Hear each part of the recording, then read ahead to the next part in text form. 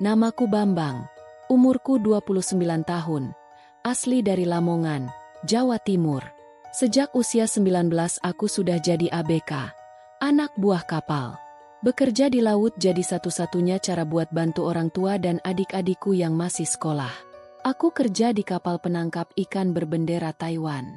Kapalnya besar, mesin 2, dan ABK-nya campuran. Indonesia, Myanmar, Filipina, dan Tiongkok. Sudah 3 bulan kami melaut. Sejak dari pelabuhan di Kaohsiung, kapal kami melewati Samudra Pasifik, masuk Samudra Hindia, dan terus turun ke arah selatan Afrika.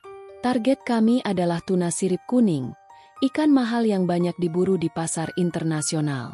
Tapi sore itu, ketika matahari tenggelam perlahan di garis cakrawala dan ombak mulai tenang, aku merasakan firasat buruk. Sekitar pukul 20, Kapten memberi peringatan di interkom. Kapal asing terdeteksi di radar. Bergerak cepat ke arah kita. Semua ABK bersiap. Kami semua panik. Kapal itu tidak menjawab sinyal radio kami. Di layar radar, kecepatannya luar biasa. Kapten bilang itu pasti perompak. Mungkin dari Somalia. Aku lari ke geladak, membantu kawan-kawan menurunkan jaring dan mematikan semua lampu. Kapal kami berusaha melarikan diri, tapi kapal lawan lebih kecil dan lebih cepat. Dalam 15 menit, mereka sudah sejajar di sisi kanan kapal kami. Terdengar suara tembakan ke udara. Tak, tak, tak. Beberapa pria bertopeng melompat ke dek kapal kami.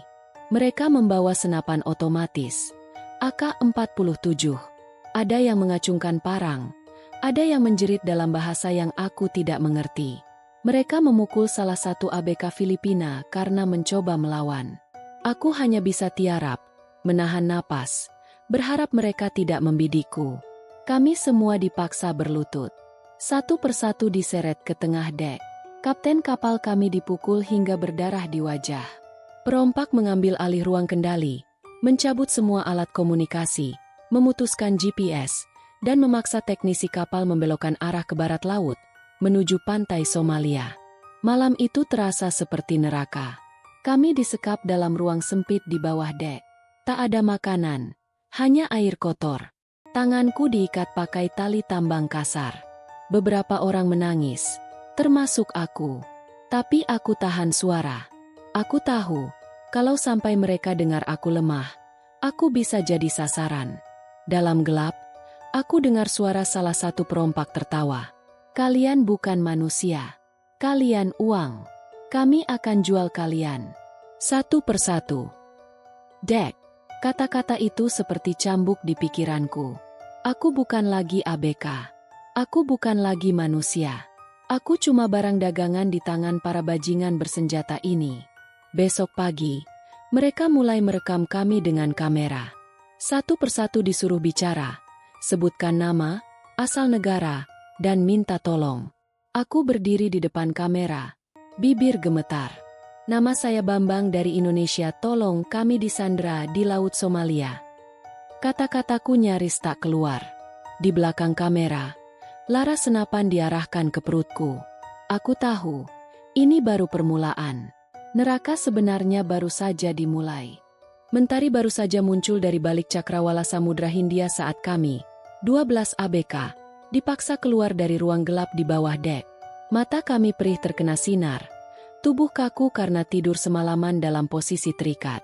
Bau amis, solar, dan keringat bercampur jadi satu. Di depanku berdiri 2 perompak bersenjata. Wajah mereka ditutup kain lusuh, tapi mata mereka tajam, penuh amarah. Berdiri, teriak salah satu dari mereka dengan aksen Arab yang berat. Aku berusaha bangkit meski tangan dan kakiku masih terikat tali nilon. Lututku gemetar. Sebelahku, teman dari Myanmar, Min Thu, terjatuh. Perompak mendekat dan menghantam punggungnya dengan gagang senapan. Ia menggeliat, tapi tak berani melawan.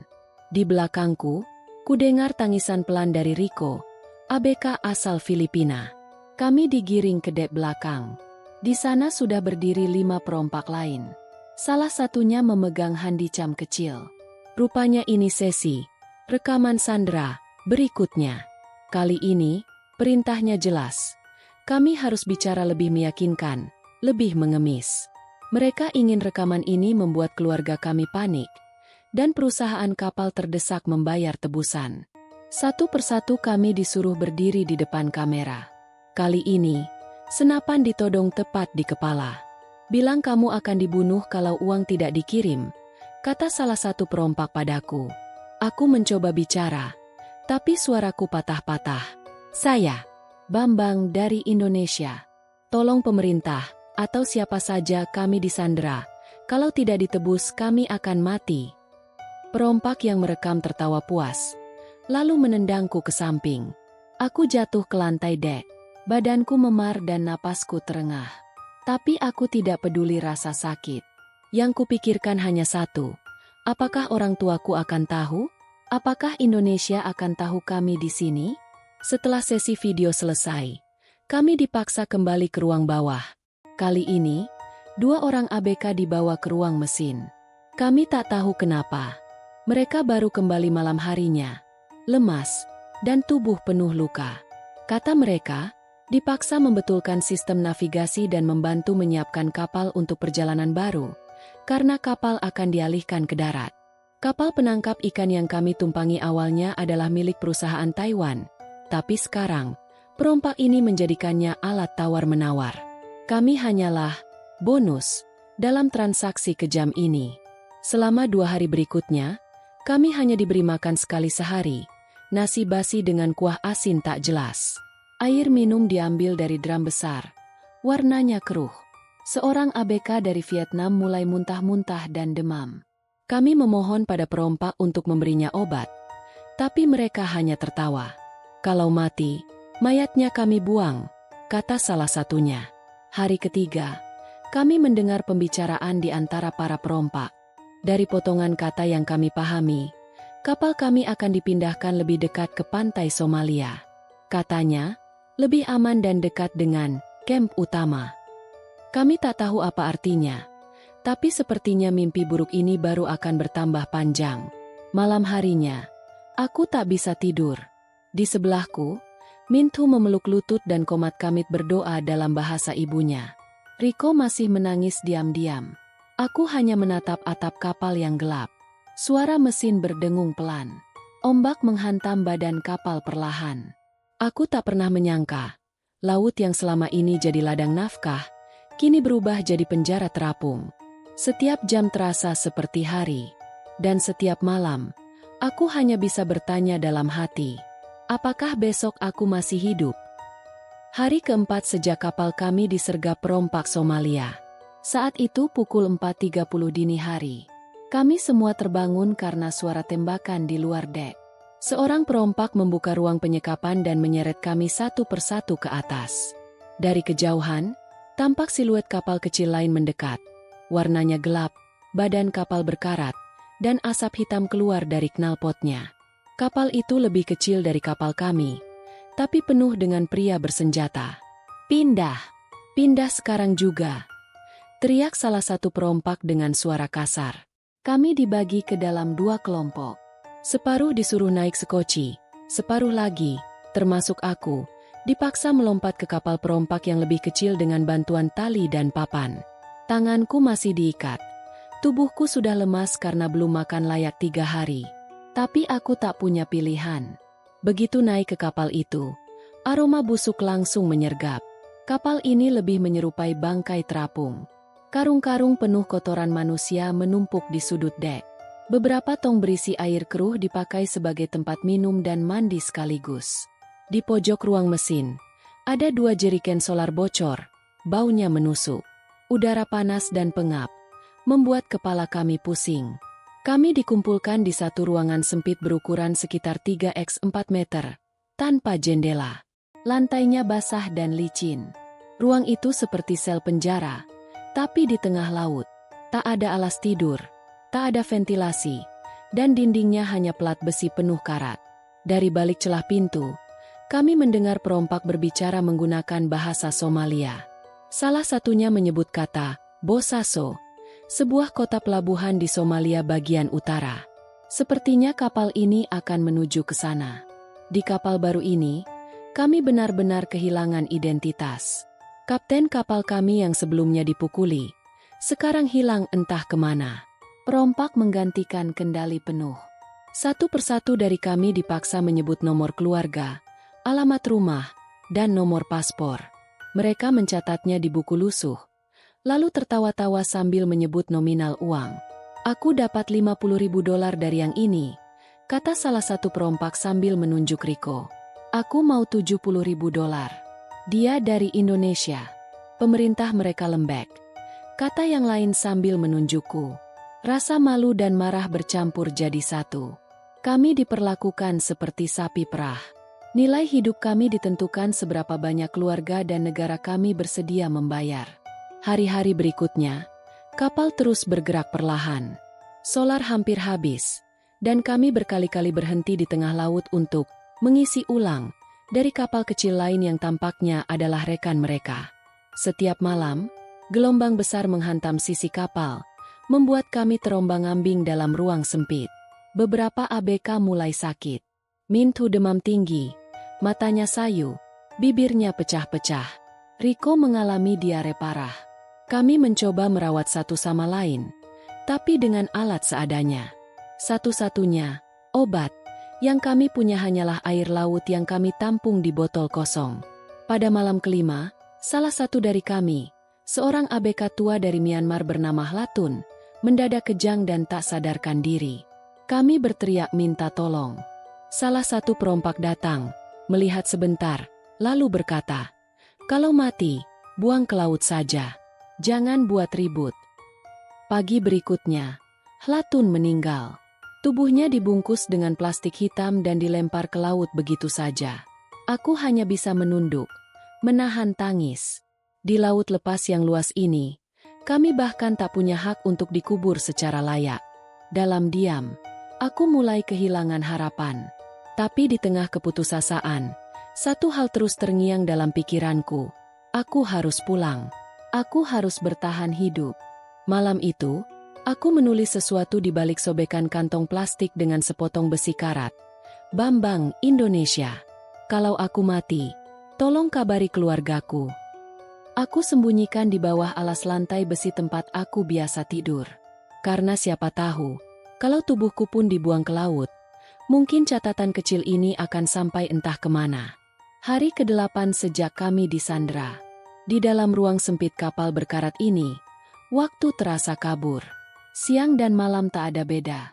Hanya suhu udara dan suara ombak yang menandai pergantian hari. Tubuh kami lemah, wajah tirus, dan pakaian sudah tak layak disebut kain. Pagi itu, 3 perompak masuk ruang tahanan membawa kamera handicam, beberapa kertas lusuh, dan 2 buah senjata AK-47. Salah satunya bicara dalam bahasa Inggris patah-patah. "Hari ini kalian bantu kami kirim pesan. Kalau tidak, satu mati." Kami dipaksa keluar satu persatu ke dek belakang. Kali ini, mereka ingin membuat video ultimatum, ancaman bagi keluarga dan pemerintah kami. Aku duduk bersila di lantai, tangan diikat ke belakang, dan laras senapan ditempelkan ke pelipis kiriku. Salah satu perompak berdiri di belakangku. Wajahnya tertutup kain hitam. Ia membaca tulisan ancaman, lalu menunjuk aku agar mengulanginya. "Kami para ABK ditahan. Jika uang tidak dibayar, satu akan mati setiap 3 hari." Suara di tenggorokanku serak. Lidahku keluh. Tapi aku tahu, kalau aku tidak bicara, aku bisa jadi korban pertama. Setelah video selesai, mereka meminta kami menyebut nomor telepon keluarga. Aku ragu, tapi kalau tidak, mereka mengancam akan menembak Riko, yang sudah demam tinggi dan nyaris tak bisa bicara. Dengan berat hati, aku sebutkan nomor ibu di Lamongan. Aku tahu, ini bisa jadi mimpi buruk buat beliau, tapi mungkin itu satu-satunya cara agar dia tahu aku masih hidup. Hari berikutnya, kami mendengar dari salah satu perompak bahwa video dan pesan ancaman sudah dikirim lewat koneksi satelit ke agen kapal, ke pemerintah Taiwan, dan ke sejumlah kontak keluarga. Mereka mulai menunggu respon. Tapi hari demi hari berlalu, tak ada kabar. Perompak mulai gelisah. Mereka makin kasar, makin sering memukul kami tanpa alasan. Makanan dikurangi. Bahkan air bersih hanya dibagikan 2 kali sehari. Riko makin parah. Minthu mulai batuk berdarah. Aku hanya bisa bertahan dengan pikiran. Malam ke-11, salah satu perompak mabuk dan menodongkan senjatanya ke arah kepala Riko. Kalau malam ini belum ada kabar, dia yang pertama mati, teriaknya. Kami semua terdiam, tak berani bicara. Riko hanya menangis, memeluk lututnya. Aku berdoa dalam hati, berharap ada kabar datang, sebuah keajaiban, atau bahkan sekadar kabar bahwa pemerintah tahu kami di sini. Esok paginya, perompak kembali dengan wajah muram. Salah satu dari mereka bicara pada komandan mereka dalam bahasa lokal. Dari kata-kata yang kami tangkap, sepertinya perusahaan kapal memberi tanggapan dingin. Mereka bilang, tunggu kabar dari pemerintah masing-masing. Mendengar itu, aku ingin marah. Kami ini manusia. Kami ini bekerja legal. Bahkan paspor dan izin lengkap. Tapi mengapa kami diperlakukan seperti beban? Perompak tampaknya benar-benar marah. Mereka memisahkan 2 orang dari kami, Riko dan ABK lain dari Myanmar bernama Zaumu. Kami tak tahu apa yang akan terjadi pada mereka. Mereka dibawa ke dek atas, dan tak kembali sampai malam. Saat kembali, tubuh mereka penuh memar dan luka. Wajah Riko bengkak, bibir sobek, dan dia hanya bisa bicara lirih. Mereka pura-pura eksekusi buat video baru. Aku menggigit bibirku sendiri, menahan amarah. Mereka sedang mempermainkan nyawa kami, menjual ketakutan kami sebagai alat tawar. Hari ke-14, kami mendengar kabar bahwa pemerintah Indonesia akhirnya menanggapi video yang viral di media sosial. Keluarga salah satu ABK melapor ke media, tapi belum ada tanda-tanda negosiasi. Belum ada sinyal bantuan. Dan kami makin dihitung mundur. Dalam gelap, aku duduk menempel dinding besi kapal, menatap langit malam dari lubang angin kecil. Di kejauhan, cahaya merah samar dari kapal lain terlihat. Entah itu kapal dagang, kapal militer, atau mungkin cuma mimpi. Aku tahu satu hal, mereka takkan segan membunuh kalau uang tak datang. Dan bisa jadi, aku, Bambang, akan jadi nama yang dibacakan sebagai sandera pertama yang tewas. Hari ke-16. Kapal yang kami tumpangi masih mengapung di lautan dekat pantai utara Somalia, tidak jauh dari garis daratan yang tampak seperti gurun tandus. Sesekali kami bisa melihat cahaya dari perkampungan nelayan atau suara tembakan dari kejauhan. Tapi bantuan tak kunjung datang. Di kapal ini, yang datang hanyalah satu hal, tekanan. Para perompak makin sering mengancam. Setiap pagi mereka masuk ruang sempit kami, menodong senjata, memaksa kami berteriak di depan kamera, atau menulis surat dengan darah kami sendiri, untuk membuktikan bahwa video tidak dibuat lama. Riko, yang kondisinya semakin memburuk, mulai berhalusinasi. Ia bicara sendiri, menyebut nama ibunya berulang-ulang. Aku tahu kalau kami hanya diam dan menunggu, kami akan habis satu persatu. Maka aku mulai bicara dengan beberapa ABK lain. Mereka dari Myanmar, Vietnam, Filipina. Kami mulai menyusun strategi kecil-kecilan, perang psikologis balik. Jika kami tak bisa melawan fisik, mungkin kami bisa bertahan dengan taktik. Kami mulai mengulur-ulur jawaban saat ditanya. Menjawab dengan percaya diri, pura-pura tahu bahwa pemerintah sedang bernegosiasi, bahwa media sudah ramai, bahwa kapal militer sedang mendekat. Semua itu kami katakan berulang-ulang agar perompak mulai ragu. Beberapa dari mereka memang tampak goyah, terutama yang muda-muda, yang tampaknya hanya anak suruhan. Kalau kalian bunuh satu dari kami, video itu bisa jadi bukti dan kapal kalian diserbu. Pemerintah kami sedang lacak sinyal GPS kalian, kataku dengan suara lirih tapi mantap suatu malam, saat hanya ada 2 penjaga. Mereka saling berpandangan. Salah satunya ragu, tapi yang lain mengumpat dan menendangku. Meski dipukuli, aku tahu satu hal, mereka mulai takut. Perang psikologis ini juga kami gunakan untuk menjaga satu sama lain tetap waras. Kami bergiliran bicara, saling memotivasi. Aku banyak bicara dengan Minthu, yang ternyata dulunya guru bahasa Inggris. Ia berkata, "Kita tak boleh pasrah, Bambang. Mereka hanya menang karena kita diam." Keesokan harinya, para perompak tampak gelisah. Rupanya, salah satu video penyanderaan sudah menyebar di media internasional. Ada berita dari kantor berita luar yang memberitakan tentang kapal kami. Itu berarti, dunia tahu. Para perompak mulai berdebat di dek. Kami tidak mengerti sepenuhnya, tapi dari nada suara dan ekspresi mereka sedang berbeda pendapat. Sebagian ingin segera menuntaskan transaksi dan melepaskan kami. Sebagian lain ingin menunggu lebih lama agar tebusan lebih besar.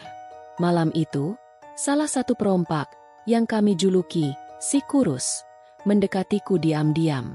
Dia menunduk dan bertanya pelan, "Benarkah ada kapal perang cari kalian?" Aku menatap matanya. Tak ada rasa takut. Aku mengangguk dan menjawab, "Sudah dekat. Kalau kalian terlambat, kalian semua bisa mati." Dia tak bicara lagi. Tapi aku tahu, kata-kata itu menancap di kepalanya.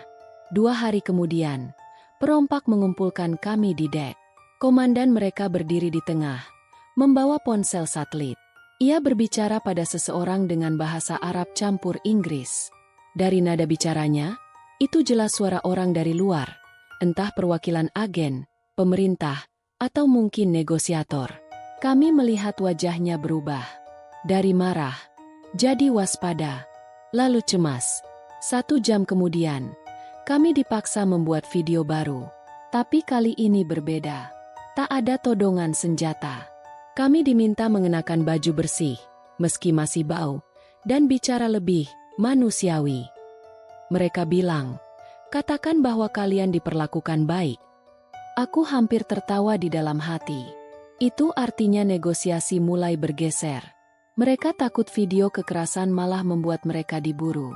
Mereka ingin tampil baik agar negosiasi berjalan lancar. Tapi aku tahu, ini belum selesai. Ini baru awal. Ketika malam tiba dan semua mulai tidur, aku menulis lagi di sobekan plastik kecil itu, dengan potongan logam karat. Hari ke-18. Kami masih hidup.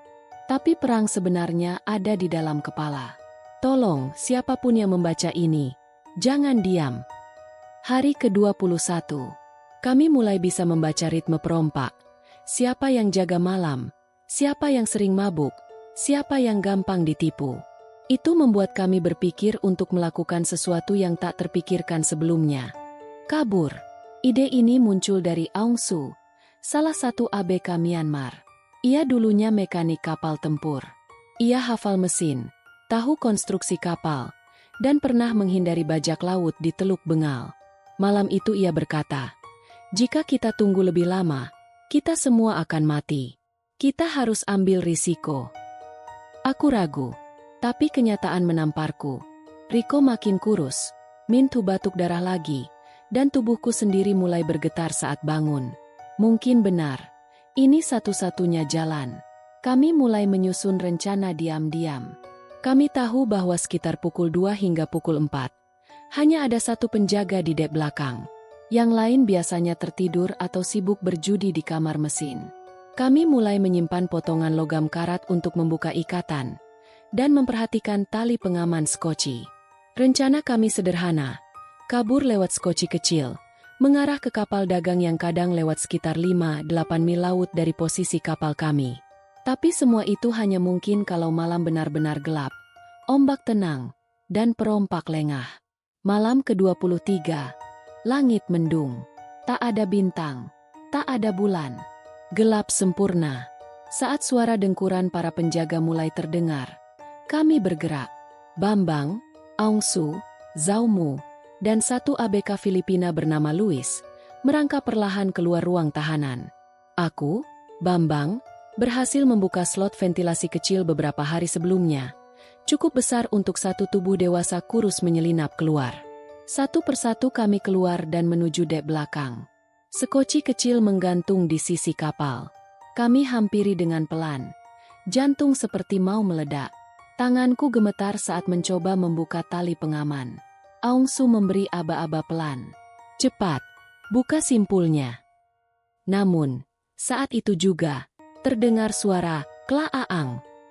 Louis tersandung besi jatuh. Suaranya memantul ke seluruh dinding kapal. Beberapa detik hening. Lalu terdengar teriakan. Bandit! Bandit! Lampu sorot dinyalakan. 3 perompak datang dari arah kabin depan sambil menenteng senjata. Aku dan Aung Su langsung tiarap. Louis panik dan lari ke arah buritan. Zhao Mu mencoba memanjat tali skoci. Tapi belum sempat melompat. Peluru menghantam bahunya. Dor! Dia jatuh ke laut. Tubuhnya terguling dan terbentur dinding kapal sebelum tercebur. Aku ingin menjerit. Tapi aku tahu itu bunuh diri. Aung Su menarikku masuk ke bawah selimut logam di sisi kapal. Louis tertangkap, dipukuli habis-habisan, dan diseret kembali ke dek utama. Zhao Mu tidak pernah ditemukan. Kami digiring kembali ke dalam. Kali ini, perompak tak lagi bersandiwara.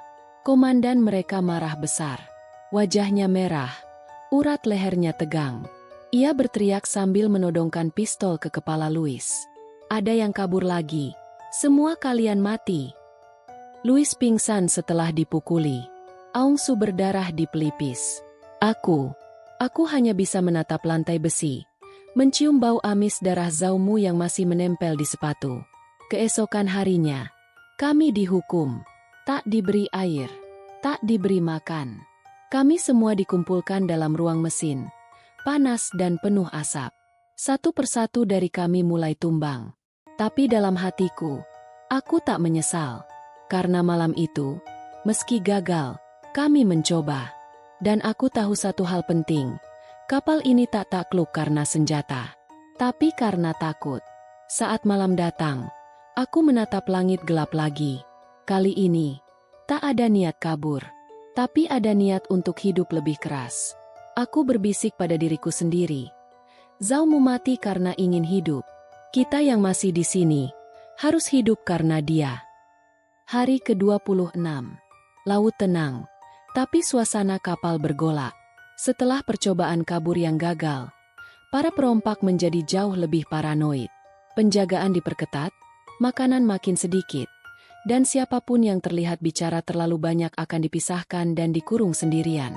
Tapi yang paling membuat kami ngeri adalah bisik-bisik soal penjualan sandera. Ya, kami mulai mendengar para perompak bicara tentang mengalihkan sandera ke kelompok lain. Awalnya kami pikir itu hanya gertakan. Tapi semuanya berubah pada hari ke-27, ketika sebuah kapal nelayan tua merapat ke sisi kapal kami. Itu bukan kapal biasa.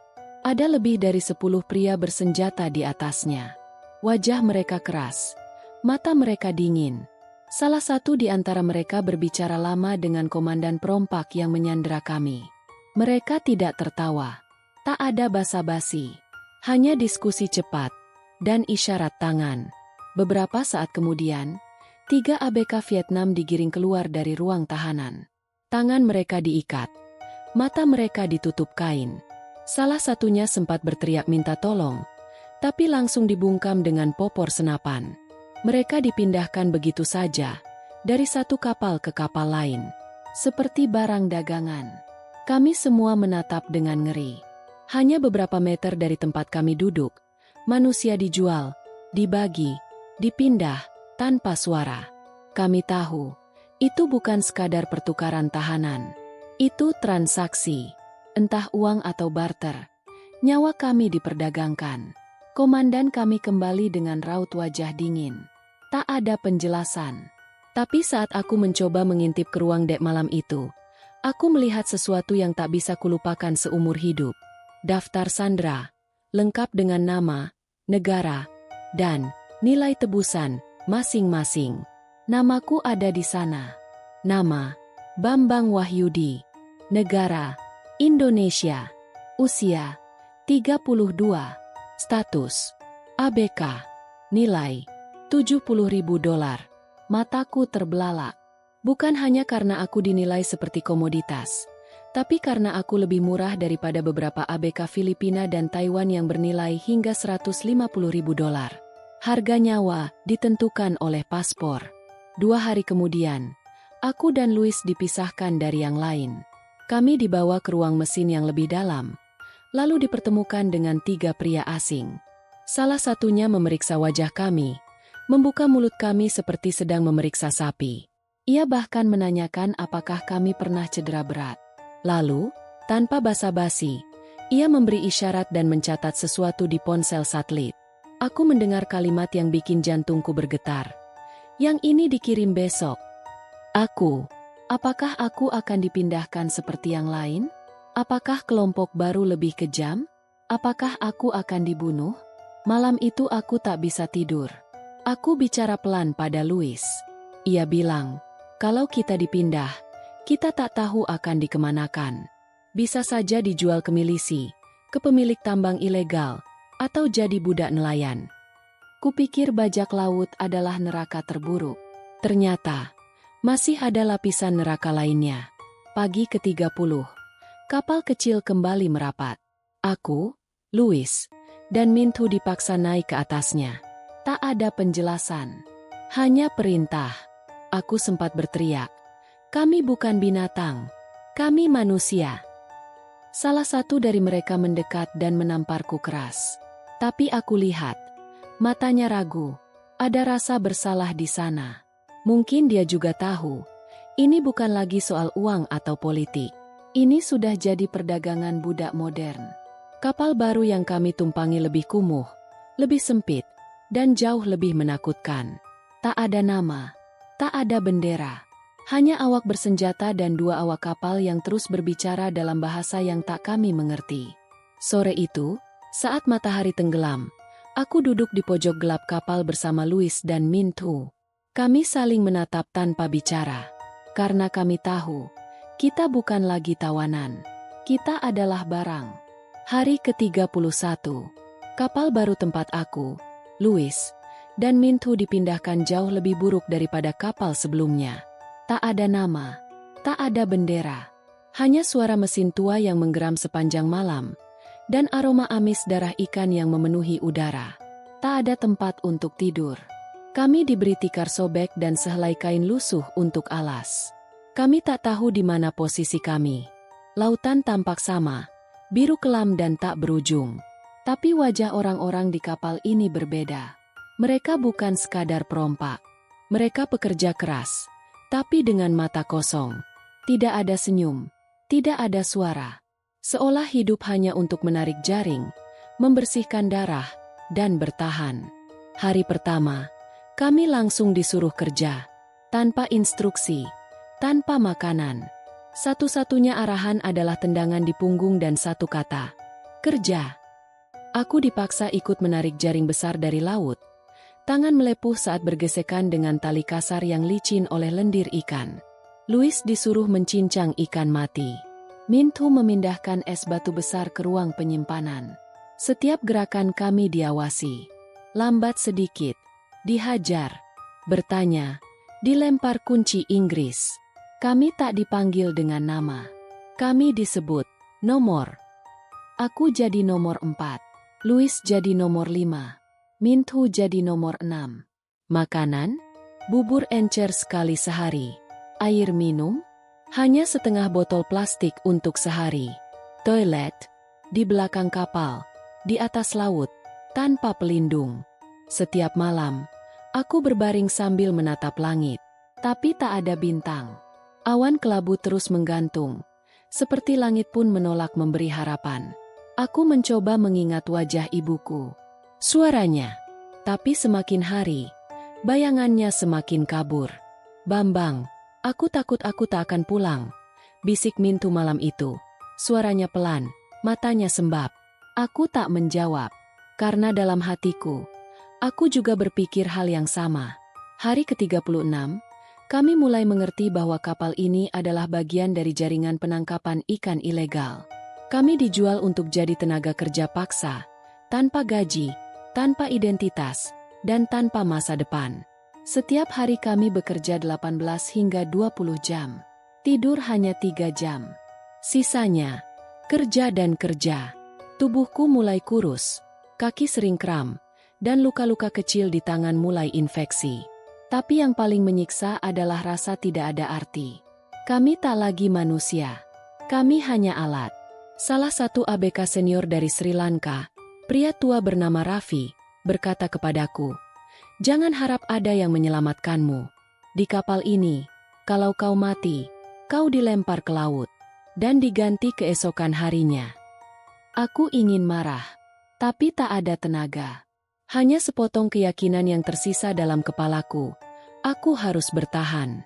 Kalaupun mati, aku harus mati sebagai manusia, bukan sebagai nomor.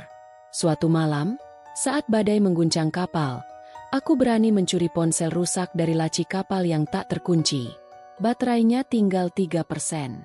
Tapi cukup untuk menulis satu pesan, yang aku kirimkan lewat sinyal lemah ke nomor tak dikenal di Indonesia. Nama saya Bambang Wahyudi, ABK Indonesia. Diculik, dipindah ke kapal ilegal. Tolong, lokasi tidak tahu. Jika baca ini, sebarkan. Setelah itu, ponsel mati. Aku menyembunyikannya di balik tali-tali tua, berharap entah bagaimana pesan itu sampai.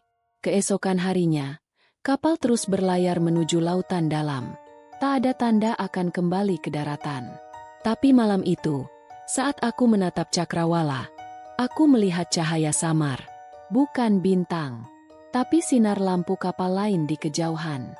Dan untuk pertama kalinya dalam seminggu terakhir, aku berkata pelan, "Aku belum mati." Hari ke-42. Hidup di kapal ini adalah tentang bertahan detik demi detik. Tapi malam itu, detik berubah jadi harapan. Pagi hari, kapal berbelok ke arah barat, menjauh dari jalur biasa. Aku dan Louis sama-sama menyadari perubahan itu. Kompas yang biasanya mengarah ke timur laut kini menunjukkan arah barat daya.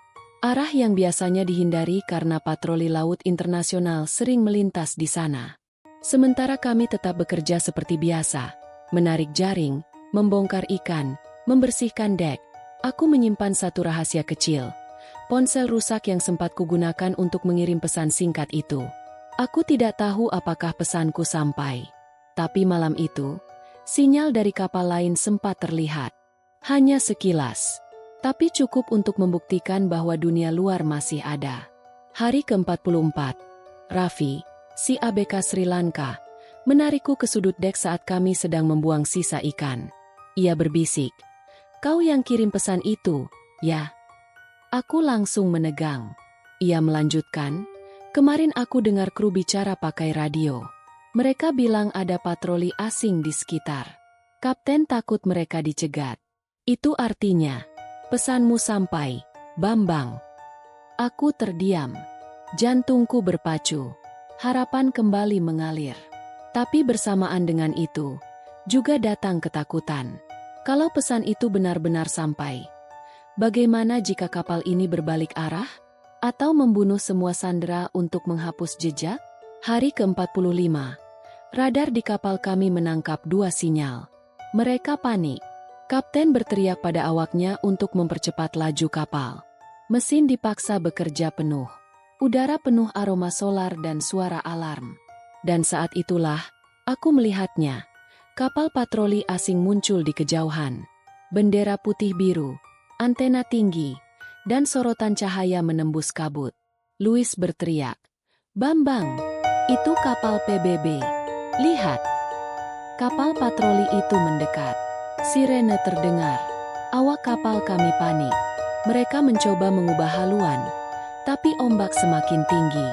Dalam kekacauan itu, Raffi, entah dari mana keberaniannya, berlari ke ujung kapal, mengibarkan kaos dalamnya yang berwarna putih sebagai tanda.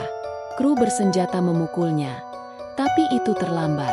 Kapten kapal patroli memberi isyarat melalui pengeras suara, "Stop your engine. This is International Maritime Patrol. Stop immediately." Tapi kapal kami tetap melaju. Lalu, 2 tembakan peringatan dilepaskan ke udara. Kami semua menunduk. Kapten kami mengerang frustasi. Lalu akhirnya, mematikan mesin. Kapal berhenti. Beberapa menit kemudian, tim bersenjata dari kapal patroli naik ke dek kami. Mereka membawa bendera PBB, mengenakan rompi biru, dan berbicara dalam banyak bahasa. Salah satunya, seorang pria Filipina, berteriak, "Adakah orang Indonesia Aku mengangkat tangan tinggi-tinggi. Saya, Bambang Wahyudi, ABK Indonesia. Petugas itu menatapku lama, lalu mengangguk. Kami menerima pesanmu, Bambang. Kau diselamatkan. Air mataku langsung jatuh. Aku tak sanggup berkata apa-apa. Louis memelukku. Minthu menangis terisak. Raffi hanya menatap laut sambil berkata, akhirnya, kami dipindahkan ke kapal PBB dan diberi makanan, air, dan selimut. Tubuhku masih lemah, tapi untuk pertama kalinya dalam berbulan-bulan, aku merasa manusia kembali. Aku diberi kesempatan menghubungi nomor di Indonesia. Suara ibuku terdengar dari seberang, gemetar dan penuh tangis. Bambang, kamu hidup, nak? Ya Allah, kamu hidup. Aku tak bisa menjawab. Hanya air mata yang mengalir terus. Hari ke-48, kami dibawa ke pelabuhan aman di Kenya, tempat penampungan sementara. Banyak wartawan datang. Banyak pertanyaan ditujukan padaku. Tapi hanya satu yang penting, bagaimana kau bisa diselamatkan? Aku jawab dengan jujur. Karena satu pesan. Satu sinyal dari laut. Dan karena saya tidak menyerah. Hari ke-60 sejak penculikan. Akhirnya, aku menginjakan kaki di tanah Indonesia. Bukan sebagai ABK yang kembali dengan gaji dan kebanggaan, tapi sebagai korban selamat dari perdagangan manusia di laut. Bandara Soekarno-Hatta penuh dengan kilatan kamera. Wartawan bertanya, bagaimana rasanya pulang? Tapi aku tidak tahu harus menjawab apa. Karena meskipun tubuhku kembali, separuh jiwaku masih tertinggal di tengah laut. Ibu memelukku erat. Ia menangis tanpa suara. Aku pun demikian. Kami hanya saling merasakan luka tanpa perlu kata-kata. Beberapa hari pertama di rumah, aku hanya bisa tidur dengan lampu menyala. Setiap kali gelap datang, aku terbangun. Peluh membasahi tubuh. Dalam mimpiku, aku selalu berada di dek kapal. Tali-tali kasar melilit tanganku, suara senapan meledak, dan jeritan Louis atau Minthu menggema di telinga. Trauma itu nyata. Badan Perlindungan Pekerja Migran membantu memfasilitasi pemulangan dan konseling. Tapi kebanyakan orang hanya melihat bagian fisiknya. Wah, kamu selamat ya, kata mereka. Tapi tak ada yang bertanya, apa kamu masih utuh di dalam? Louis, yang dipulangkan ke Filipina, sempat mengirim pesan lewat media sosial. Ia juga mengalami hal yang sama. Aku tidak bisa makan ikan lagi, Bang, tulisnya. Aromanya bikin aku muntah. Aku membalas. Aku pun sama. Aku bahkan tidak bisa dengar suara ombak. Minggu-minggu berlalu. Aku diundang ke banyak acara. TV, radio, seminar. Orang ingin mendengar kisahku. Tapi yang mereka inginkan hanya potongan horor. Bagaimana kau disandera? Apakah kau disiksa? Apa yang paling mengerikan? Tak ada yang bertanya, apa yang paling membuatmu ingin menyerah? Jawabannya sederhana, saat aku merasa aku bukan manusia lagi. Tapi ada satu pertemuan yang mengubah semuanya. Aku diundang ke sebuah sekolah pelayaran di Tegal. Anak-anak muda duduk memperhatikan ceritaku. Mereka calon pelaut, ABK masa depan. Saat aku selesai bercerita, seorang anak berdiri dan berkata, Bang Bambang, kami bangga pada abang. Kami ingin jadi pelaut seperti abang, tapi kami juga belajar dari penderitaan abang. Kami tidak akan berangkat tanpa dokumen. Kami akan pastikan kami legal. Terima kasih sudah jadi peringatan hidup. Aku terdiam. Untuk pertama kalinya sejak pulang, aku merasa pengalamanku tidak sia-sia. Hari ini, aku tak lagi ke laut. Aku bekerja sebagai staf edukasi di sebuah LSM yang membantu pekerja migran. Tugasku menyadarkan calon ABK tentang bahaya penipuan, pemalsuan dokumen, dan jebakan mafia laut. Aku bukan lagi Bambang yang bermimpi jadi pelaut hebat. Tapi aku adalah Bambang yang selamat dari neraka. Dan kini berjuang agar orang lain tak mengalaminya. Dan setiap malam, sebelum tidur, aku selalu menatap langit. Kadang masih takut. Kadang masih mendengar suara laut dalam tidurku. Tapi kini, aku punya satu hal yang dulu hilang. Kendali atas hidupku sendiri.